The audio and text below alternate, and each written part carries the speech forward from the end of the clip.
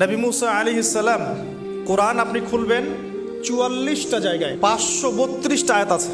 সুবহানাল্লাহ, ৪৪টা জায়গার ৫৩২টা আয়াতে আল্লাহ রাব্বুল আলামিন মুসা ফেরাউন মুসা ফেরাউন মুসা ফেরাউন আমাদেরকে বলেছে। কোরআন কাদের জন্য? আচ্ছা, আমাদেরকে এই ঘটনাটা বারবার বলার কি কারণ? আল্লাহ পাক কেন এতবার করে মুসা আলাইহিস সালাম আর ফেরাউনের ঘটনা আমাদেরকে বলছেন? আমাদের উম্মার সাথে তার কি সম্পর্ক? সম্পর্ক হচ্ছে নবী সাল্লাল্লাহু আলাইহি ওয়াসাল্লামের সোনালী যুগ যেটা, সেটা চলে যাওয়ার পরে এই ফিতনার যুগে সারা বিশ্ব জুড়ে নতুন নতুন ফেরাউনদের উদ্ভব হবে ইনশাআল্লাহ। হয়েছে কি হয় নাই? এবং এটা চিরায়ত পরিণতি। আল্লাহ পাক এই এতবার করে ৫৩২ বার এই মানুষদেরকে ফেরাউনের গল্প কেন শোনাচ্ছেন? যাতে ফেরাউনের পরিণতি সম্পর্কে এরা সচেতন হয়, যাতে ওরাও ফেরাউনের পরিণতি সম্পর্কে সচেতন হয়। কে ফেরাউন? তার নাম রেমেসিস রেমেসিস। তো ফেরাউন কোনো নাম নয়, এটা একটা রাষ্ট্রীয় পদ। তো তার একটা নাম ছিল, আমি নামটা এই মুহূর্তে স্কিপ করে ফেলছি। কি কারণে সে ফেরাউন হলো? কেন তাকে ফেরাউন বলা হচ্ছে? এক দেখুন, ইউযাববিহুনা আবনাআকুম ওয়া ইস্তাহইউনা নিসাআকুম। মুসা আলাইহিস সালামের কওমের বনু ইসরাঈলদের ছেলেদেরকে মেরে ফেলছে, মেয়েদেরকে জীবিত রাখছে। সারা বিশ্ব জুড়ে তোমরা কি মুসলমান ছেলেদেরকে মেরে ফেলছো না? এখন আমরা তাদেরকে বলতে চাই, মেসেজ দিতে চাই, সারা বিশ্ব জুড়ে নব্য ফেরাউনরা মুসলিম ছেলেদেরকে মেরে ফেলছে না? এখন মেয়েদেরকে জীবিত রাখছে না? এদেরকে মেসেজ দেওয়া হচ্ছে ৫৩২ বার, এদেরকে মেসেজ দেওয়া হচ্ছে। কে ফেরাউন? যে বলছে আনা রব্বুকুমুল আ'লা, আমি তোমাদের মহান রব। সারা ওয়ার্ল্ড যারা চালাচ্ছে তারা এই দাবি প্রত্যক্ষভাবে না করলেও পরোক্ষভাবে ঠিকই করছে। ওয়ার্ল্ডের কতগুলো জায়গায় আপনি দেখবেন যে অবনত চিত্তে আল্লাহ পাকের হুকুমের সামনে মাথা পেতে নিচ্ছে। কয়টা জায়গায় আল্লাহ পাকের সুপ্রিম লসগুলোকে এস্টাবলিশ করা হচ্ছে। তাহলে এটাকে ইনডাইরেক্টলি আপনি চ্যালেঞ্জ করছেন, আল্লাহ পাকের কিতাবকে আপনি ইনডাইরেক্টলি চ্যালেঞ্জ করছেন। এবং এটা আপনি সরাসরি না বললেও, যে আমি মহান রব নই, এ কথা সরাসরি না বললেও আপনার কাজে এটা প্রমাণ করছেন।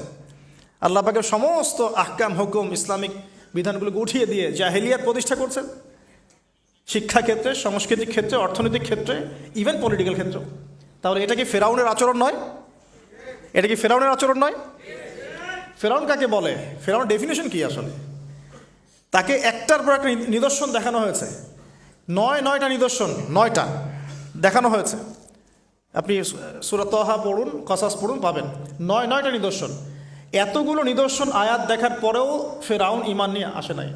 তো এখন সারা ওয়ার্ল্ডে যারা আছে, বড় বড় ফেরাউন, নমরুদ, আজার, এদের সামনে নিদর্শনের অভাব আছে? এরপরেও কি তারা ইসলাম কবুল করছে, আত্মসমর্পণ করছে?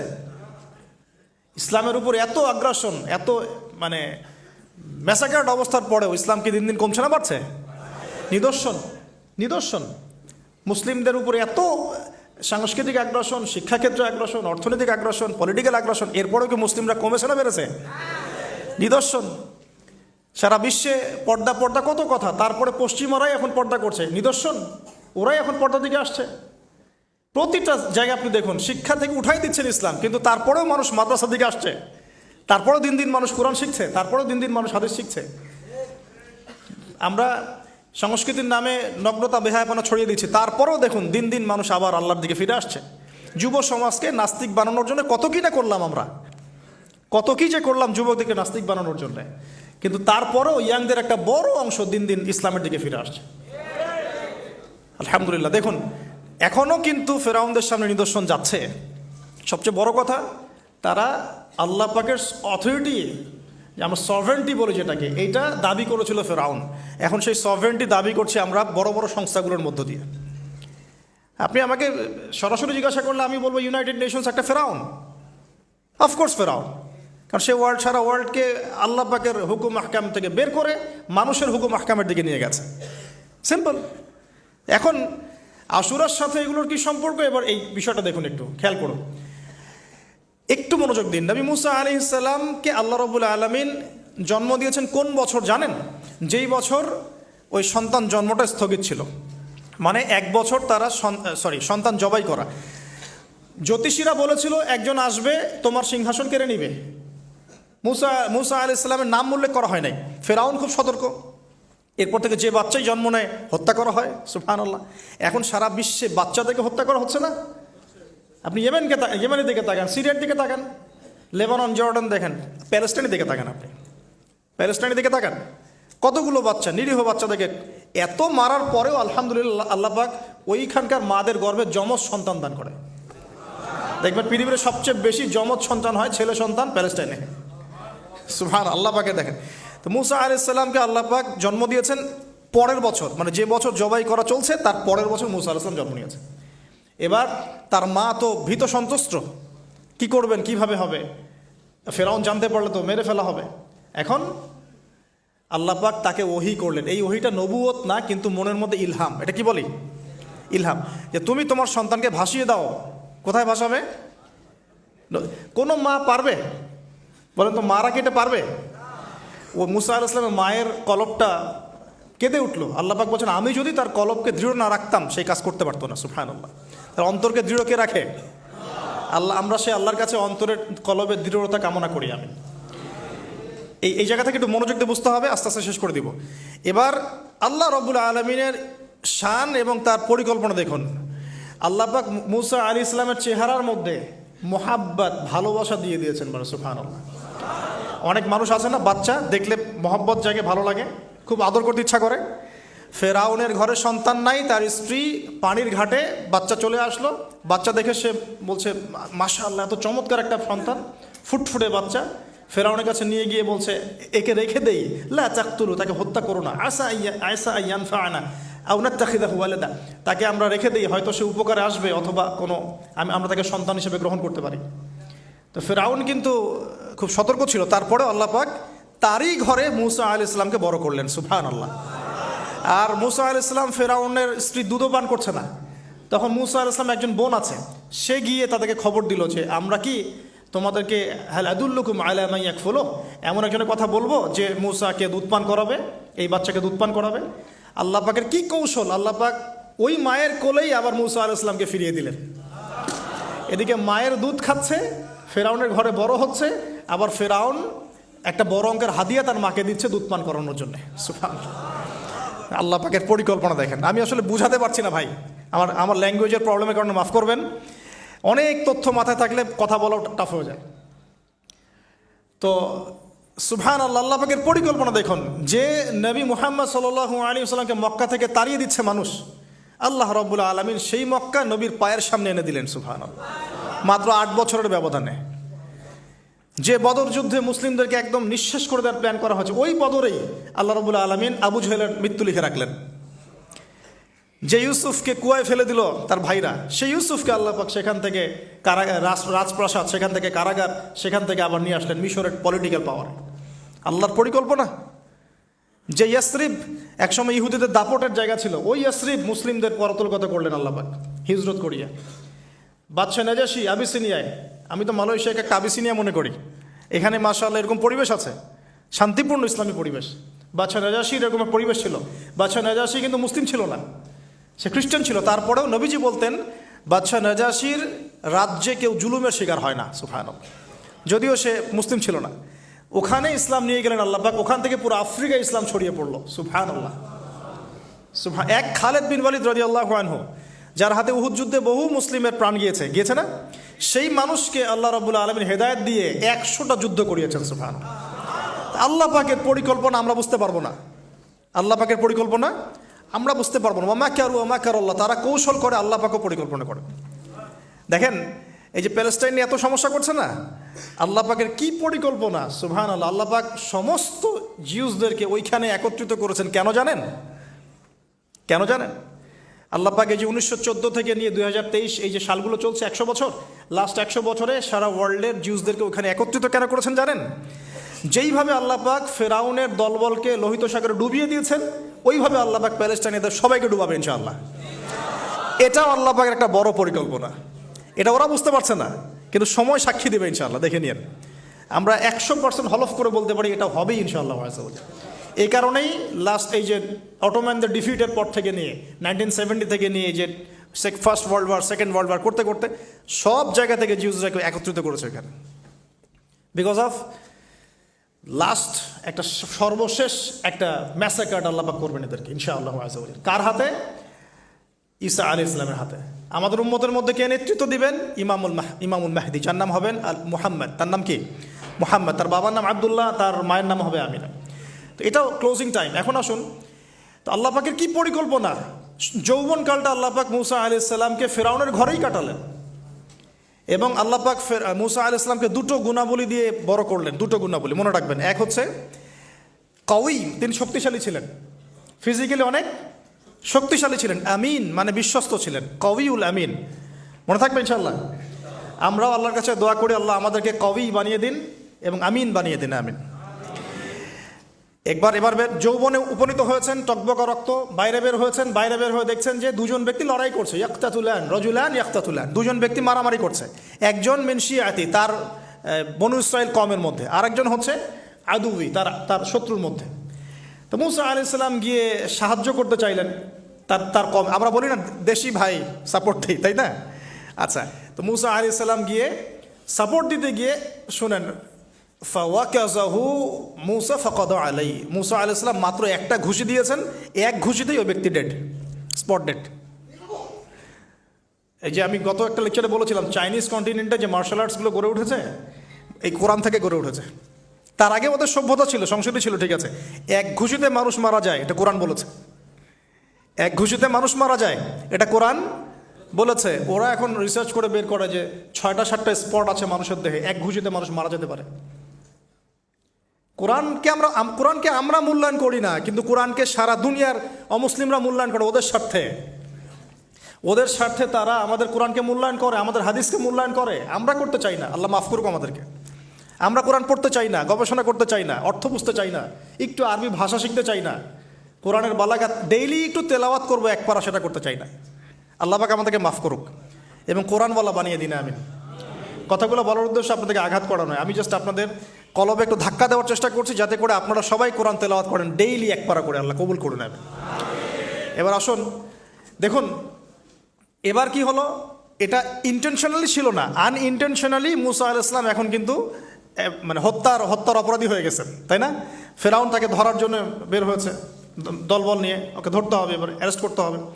তো একজন এসে পরামর্শ দিল যে তুমি এখান থেকে চলে যাও, তুমি এই মিশর থেকে চলে যাও, বের হয়ে যাও, নাহলে ফেরাউনের বাহিনী তোমাকে পেলে ধরে ফেলবে। এবার মুসা আলাইহিস সালাম চলে গেলেন কোথায়? মাদিয়ান। কোথায় বলেন? অনেক দূরে মাদিয়ান। মাদিয়ানে গিয়ে তার না আছে কোনো শেল্টার, না গার্ডিয়ান, না কোনো খাবার, না পানি, কিছুই নাই। ঠিক নবী সাল্লাল্লাহু আলাইহি ওয়াসাল্লামের সাহাবীরা হিজরত করেছেন আবিসিনিয়ায়, নবীজি হিজরত করেছেন একবার তায়েফে, ওখানে মার খেয়ে চলে আসতে হয়েছে না? মনে আছে? তায়েফের 3টা গোত্র ছিল, আব্দে ইয়ালাইল, আব্দে মাসউদ, হাবিব বিন আমর, এই 3 গোত্রের নেতা ছিল। এরা নবী সাল্লাল্লাহু আলাইহি ওয়াসাল্লামকে ছোট ছোট বাচ্চাদেরকে দিয়ে পিটিয়েছিল, নাউজুবিল্লাহ। তারপরে নবীজি বদদোয়া করেন নাই, ওখান থেকে চলে আসছেন মক্কায়। আমি গুছিয়ে বলছি শর্ট করে। তো এভাবে মুসা আলাইহিস সালামকেও হিজরত করতে হয়েছে। দেখেন, আবার নবীজিকে হিজরত করতে হচ্ছে মদিনায়। তার মানে হিজরা বিষয়টা ইসলামের সাথে সম্পৃক্ত। পরিবেশ পরিস্থিতি অনুকূলে না থাকলে, যেখানে ভালো পরিবেশ সেখানে গিয়ে মানুষ থাকতে হবে। আলহামদুলিল্লাহ, এখানে ভালো পরিবেশ আছে, আপনারা ভালো পরিবেশ পেয়েছেন। কিন্তু যারা চ্যালেঞ্জ গ্রহণ করে সমাজের জাহেলিয়াতগুলোকে সরানোর চেষ্টা করবে, সংস্কারের চেষ্টা করবে, তারা আল্লাহর কাছে অনেক বেশি পছন্দের। তার মানে প্রথম ফাইট আমাদেরকে করতে হবে। করতে করতে গিয়ে এক পর্যায়ে যদি দেখি যে না আর পারছি না, তখন কি? হিজরা। এটা মাথায় রাখতে হয়। এখন নবী সাল্লাল্লাহু আলাইহি ওয়াসাল্লামকেও করতে হচ্ছে। মুসা আলাইহিস সালাম চলে গেলেন মিশর থেকে কোথায় বলেন? মাদিয়ানে। তখন আরেকজন নবী ছিলেন, তার নাম কি? শুআয়ব। এটা মাশাআল্লাহ, শুআয়ব আলাইহিস সালাম। শুআয়ব আলাইহিস সালাম সম্পর্কে আল্লাহ পাক বলেছেন তিনি অত্যন্ত চমৎকার বাগ্মী ছিলেন। মানে তিনি নবীদের মধ্যে অনেক সুন্দর করে কথা বলতে পারতেন। সুবহানাল্লাহ, সুবহানাল্লাহ। তো শুআয়ব আলাইহিস সালামের কওমের নাম কওমে মাদিয়ান। বলে রাখি, এই কওমে মাদিয়ানকে আল্লাহ রাব্বুল আলামিন ধ্বংস করেছেন সর্বপ্রথম ভূমিকম্প দিয়ে। কি দিয়ে? পৃথিবীতে সর্বপ্রথম যে জাতিকে ভূমিকম্প দিয়ে ধ্বংস করা হয়েছে তার নাম কওমে মাদিয়ান। কেন ধ্বংস করা হয়েছে? মাপে কম দিত। কি করতো? যেটা এখনকার ওয়ার্ল্ডের ইকোনমিক সুন্নাহ, নাউজুবিল্লাহ। মানুষকে ঠকানো এখনকার ওয়ার্ল্ডের ইকোনমিক সুন্নাহ। এবং এই মানুষকে ঠকানোর জন্য ইকোনমিক সেকশনে রিবা চালু করা হয়েছে। রিবা, সব জায়গায় রিবা, এভরি সিঙ্গল সেক্টর, যেটা under the foundation of World Bank আর IMF। রিবা আছে কি নাই? আর আমরা তো রিবাটাকে এখন মনেও করি না যে মায়ের সাথে জেনা করছি, মায়ের সাথে জেনা করছি। এটাই তো হাদিসের কথা। রিবার 70 শাখা আছে পাপের, 73 শাখা আছে পাপের, সর্বনিম্ন শাখা মায়ের সাথে জেনা করা, নাউজুবিল্লাহ। তো এটা ইকোনমিক সুন্নাহ হয়ে গেছে না এখন? মানুষকে ঠকানো, মাপে কম দেওয়া, রিবা। আর আমরা তো মাশাআল্লাহ ঘুষ ছাড়া কিছু হয় না, দুর্নীতি ছাড়া হয় না, আর টেবিল পাসই হচ্ছে না। আল্লাহ মাফ করুক আমাদেরকে। তবে এগুলা আমাদের ইবাদতকে নষ্ট করে ফেলছে। কারণ হারাম রিজিক থাকলে ইবাদত দোয়া কবুল হয় না। আল্লাহ পাক আমাদেরকে হালাল খাওয়ার তৌফিক দান করুন। এখন প্রিয় ভাইরা, ওখানে গিয়ে কিচ্ছু নাই, নিঃস্ব অবস্থায় কি দোয়া করতে পারেন একজন মানুষ, এই দোয়াটা শিখে নেন, ইনশাআল্লাহ আপনার জীবনের সমস্ত সংকট কেটে যাবে ইনশাআল্লাহ। আমি নিজেও এই দোয়াটা বেশি বেশি করার চেষ্টা করি। দোয়াটা হচ্ছে, মুসা আলাইহিস সালাম একটা গাছের নিচে হেলান দিয়ে বসলেন, বসে দেখলেন দুইজন মেয়ে দাঁড়িয়ে আছে দূরে, পানি নিতে পারছে না, লোকজন পানি নিয়ে যাচ্ছে, ওরা দাঁড়িয়ে আছে বেচারি। তো মুসা আলাইহিস সালাম গিয়ে বললেন, কি সমস্যা আপনাদের? এটা নিয়ে আপনারা আবার মেয়েদের সাথে কথা বলার চেষ্টা করেন না, ঠিক আছে? তো মাহারাম গায়রা মাহারাম মেনে চলে। তারা বললেন যে আমাদের বাবা অনেক বৃদ্ধ মানুষ, আমরা পানি নিতে পারি না যতক্ষণ না আমাদের কম পানি নিয়ে চলে যায়। তো মুসা আলাইহিস সালাম তো একটু বললাম না, ফিজিক্যালি খুব স্ট্রং ছিলেন, থাকে না বডি বিল্ডার, সামনে গিয়ে কথা বলে সরো পানি নিতে দাও, তখন মানুষ একটু মূল্যায়ন করে না। তো মুসা আলাইহিস সালাম এভাবে পানি নিয়ে দিলেন এবং বাছুরদেরকে পানি পান করালেন, করিয়ে গাছের নিচে এসে বসে আছেন।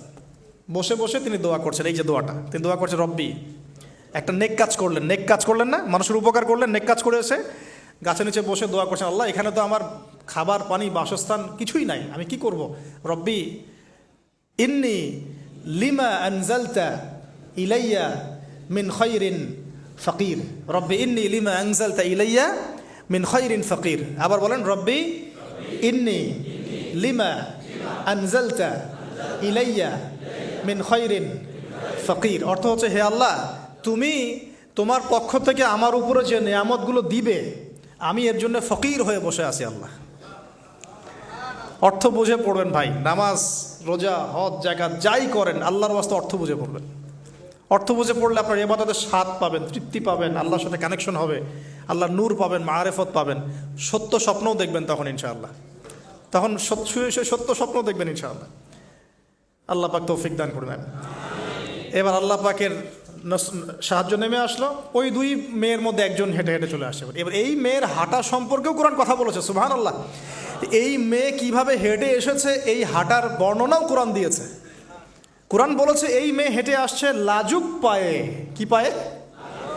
এখন আপনি এই পুরো ওয়ার্ল্ডের মেয়েদের হাঁটা দেখেন, লজ্জা আছে? তাহলে মেয়েদের সাথে লজ্জা একটা গভীর সম্পর্ক আছে। এই মেয়ের প্রশংসা আল্লাহ পাক কোরআনে করলেন, লাজুক পায়ে লাজুক ভঙ্গিতে অবনত নয়নে সে হেঁটে আসলো। এখন আপনি কেলে যান, গো টু খেল, আপনাদের টুইন টাওয়ারে যান, দেখেন সবার হাঁটার চলা দেখেন। হায়া লজ্জার কোনো বালাই আছে এখানে? আমি গত লেকচারে বলেছিলাম যে আদম আলাইহিস সালাম এবং হাওয়া আলাইহিস সালাম, ইবলিস তাদের সাথে প্রথম যে আচরণ করেছে ওই ফল খাওয়ানোর পরে, সেটা কি? তাদের গা থেকে পোশাক খুলে পড়ে গেছে, মানে নগ্ন করে দিয়েছে আমাদের পিতামাতাকে, মহাবিশ্ব নগ্ন করে দিয়েছে কে? ইবলিস। তো এখন এই পৃথিবীতে আমরা যারা নগ্নতার চর্চা করছি, তার কার এজেন্ট আমরা বুঝতে বাকি আছে? আমার কথা কি বুঝতে পারছেন কি না? এই কানেকশন মেলানোর চেষ্টা করেন, ডটসগুলো মেলানোর চেষ্টা করেন। সামনে যাই প্রিয় ভাই, এই মেয়ে এসে বলছে, আমার বাবা আপনাকে ডাকেন, আমার বাবা আপনাকে ডাকছেন। তিনি গেলেন, বাবা শুআয়ব আলাইহিস সালাম। তখন এক বোন ইনডাইরেক্টলি বাবাকে বোঝাচ্ছে যে বিয়ে শাদী দিলে ভালো হয়। এক বোন বলছে যে আপনি তো তাকে পুরস্কৃত করতে চাচ্ছেন, তাহলে এইরকম কওয়িউন আমিন একজন মানুষকে সবচেয়ে ভালোভাবে পুরস্কৃত করা যায় তার যথাযোগ্য প্রতিদান দেওয়ার মধ্য দিয়ে। তো মেয়ের ইশারা বাবা বুঝেছেন, তিনি নিজের এক মেয়ের সাথে মুসা আলাইহিস সালাম বিয়ে দিলেন, সুবহানাল্লাহ। তবে শর্ত দিলেন, দেনমোহর কি? মোহর তো নাই। মোহর কি? এবার মোহর হচ্ছে 8 বছর তোমাকে আমার ফার্মে কাজ করতে হবে। এটা আগেকার একটা স্টাইল ছিল, সুন্নাহ। এটা এখন নাই, যদিও আগে এরকম ছিল যে দেনমোহর দেওয়ার জন্য এই একটা পদ্ধতি ছিল। যেমন ইয়াকুব আলাইহিস সালামের ক্ষেত্রেও এরকম 7 বছরের কথা আসছে, তিনি 7 বছর তার শ্বশুরের ফার্মে কাজ করেছেন।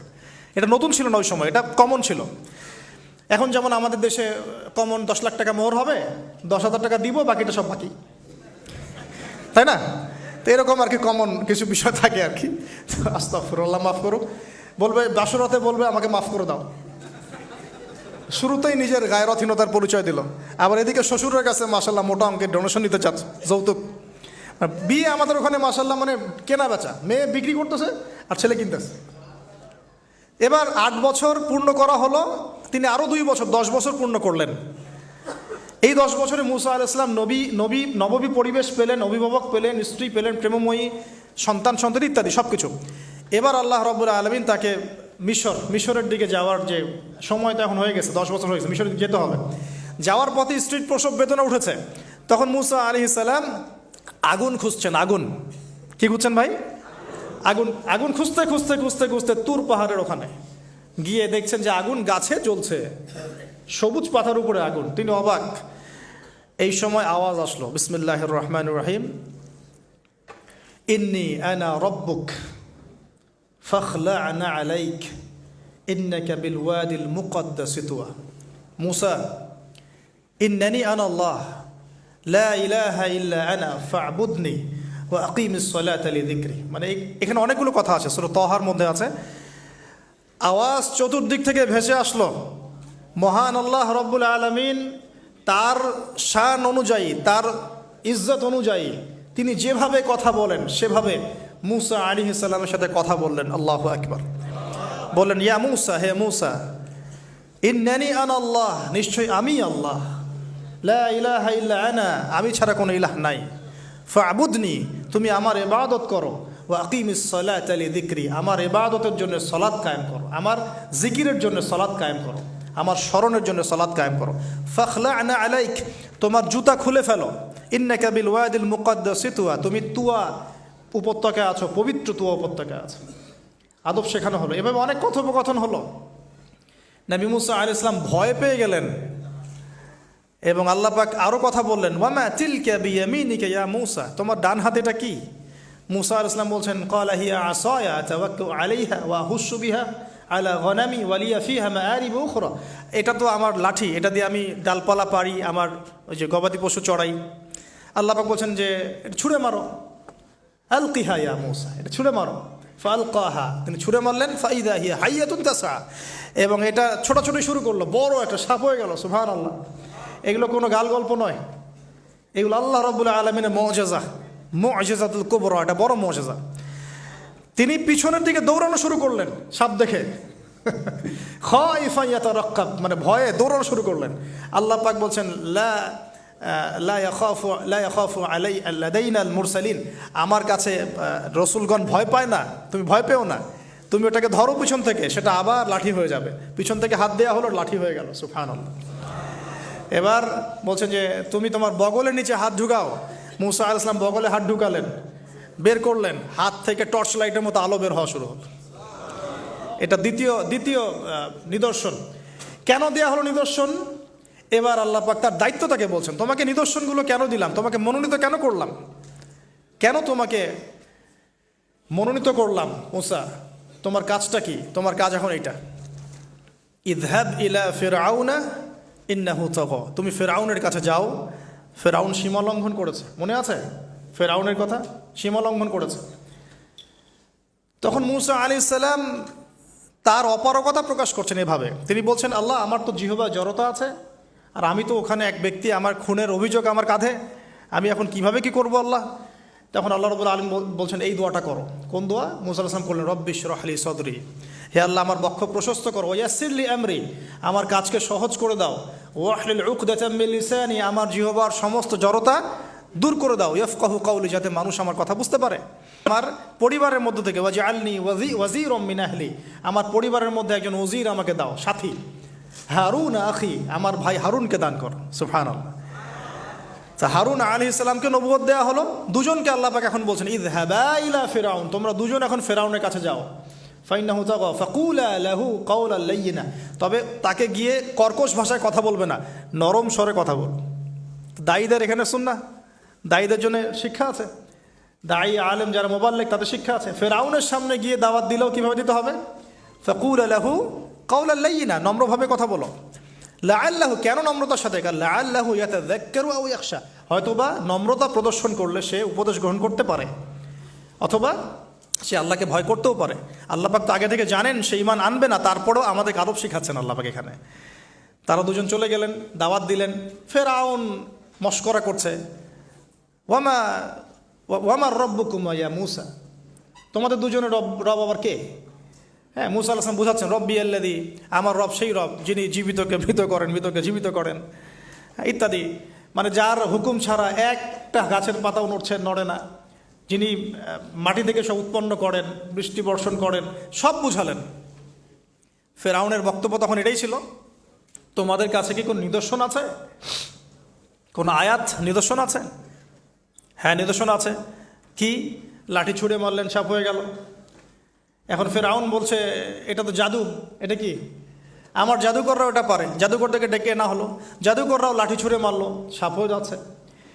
কিন্তু এই বড় সাপ ওদের সব সাপকে খেয়ে ফেললো। তখন ফেরাউন কিন্তু ভয় পেয়ে গিয়েছিল। এরপরেও এই যে হাত বের করে আলোর এই নিদর্শন দেখানো হলো, তাওহীদের দাওয়াত দেওয়া হলো, ফেরাউনকে ভয় করতে বলা হলো, ফেরাউনকে সতর্ক করা হলো যে আমার রব, আপনার রব, সবার রব হচ্ছেন আল্লাহ। সব কিছু বোঝানো হলো, কিন্তু ফেরাউন এই কোনো কথাই গ্রহণ করলো না। এরপরে সে বনু ইসরাইলকে ডিভাইড অ্যান্ড রুল করলো। ডিভাইড অ্যান্ড রুল মানে ওদেরকে ভাগ করতো এবং রুল করতো, ঠিক যেটা এখনকার গ্লোবাল অ্যাফেয়ার্সে করা হচ্ছে। ডিভাইড অ্যান্ড রুল, আমাদেরকে তারা ভাগ করে দিয়েছে। আমাদের পুরো কমিউনিটি, গ্লোবাল মুসলিম কমিউনিটিকে তারা ভাগ করে দিয়েছে এবং রুল, শাসন করছে। এবং কারো গায়ে আঘাত লাগলে আরেকজন গিয়ে সেই ব্যথা নিরসন করতে চায় না, বরং অপেক্ষা করে আমার গায়ে তো আর আসে নাই, তার গায়ে আসছে। ঠিক আছে, ব্যাপারটা এটা শুধু গ্লোবাল অ্যাফেয়ার্স না, এটা সবখানে একটা রাষ্ট্রের ভিতরেও ঢুকে গেছে। ওই ভাইকে বলছে বলুক, আমাকে তো আর কিছু বলে নাই, ওকে গায়েব করে ফেলুক, আমাকে তো আর কিছু করে নাই, ও ভিতরে গেছে, আমাকে তো কিছু বলে নাই। এই আচরণের কারণে আস্তে আস্তে আস্তে আস্তে মুসলিমদের শক্তি সব সংকুচিত হয়ে আসে। এটা নতুন কোনো বিষয় না, ফেরাউনের সুন্নত এটা, ডিভাইড অ্যান্ড রুল, যেটা ব্রিটিশরা করে গেছে সারা ওয়ার্ল্ডে। সুবহানাল্লাহ, দেখুন সব কিছু ওরা কোরআন থেকেই নিচ্ছে মনে হচ্ছে আমার কাছে। তো এখন একটা দুইটা না, নয়টা পরীক্ষা ফেরাউনকে করা হলো। মুসা আলাইহিস সালাম যখন বলেন দোয়া করেন, তখন গজব উঠে যায়। ফেরাউন তখন এসে বলে যে ঠিক আছে, তুমি দোয়া করো, তাহলে আমরা বনু ইসরাইলকে ছেড়ে দিব। যখনই মুসা আলাইহিস সালাম দোয়া করে, গজব উঠে যায়, সে আর বনু ইসরাইলকে ছাড়ে না। এখন এভাবে 9টার বর্ণনা আসছে। একবার আসছে পঙ্গপালের শাস্তি, একবার আসছে ব্যাঙের শাস্তি, একবার আসছে মহামারীর শাস্তি, একবার আসছে উকুনের শাস্তি, একবার রক্তের নদী। এরকম 9টা আযাব আল্লাহ পাক দিয়েছেন কাদেরকে? এই ফেরাউনের সম্প্রদায়। সর্বশেষ, আমি লম্বা করলাম না, সর্বশেষ যেটা হয়েছে, কারণ আমি কনক্লুশনে কিছু পয়েন্ট বলবো। সবশেষে যেটা হলো 20 বছর, কত বছর? প্রায় 20 বছর জুলুম করলো ফেরাউন দাওয়াত পাওয়ার পরে। প্রায় 20 বছর। দাওয়াত পাওয়ার আগের কথা তো বাদ, ইসলামের দাওয়াত পাওয়ার প্রায় 20টা বছর সে বনু ইসরাইলকে এভাবেই টর্চার করতে থাকলো। 9টা নিদর্শন আসলো, কোনোটাই সে গ্রহণ করলো না। এবং সর্বশেষ তার কল ছিল যে আমি ছাড়া তোমাদের কোনো রব আছে এটা আমি জানি না, নাউজুবিল্লাহ। এবং সূরা নাবার মধ্যে আল্লাহ বলেছেন যে ফেরাউন বলেছিল আনা রব্বুকুমুল আ'লা, আমি তোমাদের মহান রব, নাউজুবিল্লাহ। এই ছিল ফেরাউনের শেষ স্টেটমেন্ট। এবার মুসা আলাইহিস সালাম বনু ইসরাইলকে নিয়ে চলে যাচ্ছেন মিশর থেকে। ফেরাউন দলবলে ধাওয়া করছে, সামনে সাগর আর পিছনে ফেরাউনের বাহিনী। মুসা আলাইহিস সালাম এখানে বনু ইসরাইলকে নিয়ে একটা রিম রক বলি আমরা, যেটা পাহাড়ে উঠতে সামনেও যেতে না পারে, পিছনেও যেতে না পারে, এরকম একটা অবস্থা। এই সময়ে মুসা আলাইহিস সালামের গোত্রের কিছু মানুষ বলেছিল যে ইয়া মুসা ইন্না লামুদরাকুন, হে মুসা আমরা তো ধরা পড়ে গেলাম, আমরা মনে হয় আজকে ধরা পড়ে গেলাম। এই অবস্থাতে মুসা আলাইহিস সালাম বলেছিলেন, একটু বোঝার চেষ্টা করেন, পিছনে ফেরাউনের বিশাল বাহিনী, সামনে সমুদ্র, যাওয়ার কোনো জায়গা নাই, একদম কোনো জায়গা নাই, খালি চোখে কোনো জায়গা দেখা যাচ্ছে না। ওই সময় খালি চোখে, বাহ্যিক চোখ দিয়ে কোনো উপায় দেখা যাচ্ছে না। বাহ্যিক চোখে ওই সময় কোনো উপায় দেখা যাচ্ছে না নিষ্কৃতির, নাজাতের। ঠিক এখন সারা ওয়ার্ল্ডে বাহ্যিক চোখে মুসলিমদের নাজাতের কোনো পথ দেখা যাচ্ছে না। বাহ্যিক চোখ দিয়ে কি করবে মুসলিমরা? খালি পড়াশোনা করবে, না কমিউনিটি করবে, না জিহাদ করবে, নাকি তাগুতের এগেনস্টে লড়বে? কি করবে মুসলিমরা? নাকি সারাদিন বসে বসে মসজিদে তাসবিহ টিপবে আর নামাজি পড়বে? কি করবে মুসলিমরা? বাহ্যিক চোখ দিয়ে এখানেও কোনো ফয়সালা দেখা যাচ্ছে না। তখন আল্লাহ রাব্বুল আলামিন মুসা আলাইহিস সালামকে একটা পরীক্ষাও নিলেন। একজন বলছে ইন্না লামুদরাকুন, আমরা ধরা পড়ে গিয়েছে। মুসা আলাইহিস সালাম তখন বলছেন দৃঢ় চিত্তে, কাল্লা, কখনো না, ইন্না রব্বি মাইয়া সাইয়াহদিন, নিশ্চয়ই আমার রব আমার সাথে আছেন, তিনি আমাকে পথ দেখাবেন। সুবহানাল্লাহ। তাহলে আজকেও মুসলিমদের সারা ওয়ার্ল্ড ওয়াইড এই চেতনাই থাকা উচিত যে কাল্লা, কখনো না। আল্লাহ ইন্না রব্বুনা মা'ানা, নিশ্চয়ই আমাদের রব আমাদের সাথে আছেন, তিনি আমাদেরকে পথ দেখাবেন ইনশাআল্লাহ। এই পথে আমরা চাই ইহদিনাস সিরাতাল মুস্তাকিম, তাই না? সিরাতাল লাযিনা আনআমতা আলাইহিম গায়রিল মাগদুবি আলাইহিম ওয়ালাদ-দাল্লিন। এই বাস যখন আপনি পুরো দমে আল্লাহর উপর তাওয়াক্কুল করে ফেলবেন, তখনই তো আল্লাহ রাব্বুল আলামিনের নুসরা নেমে আসবে।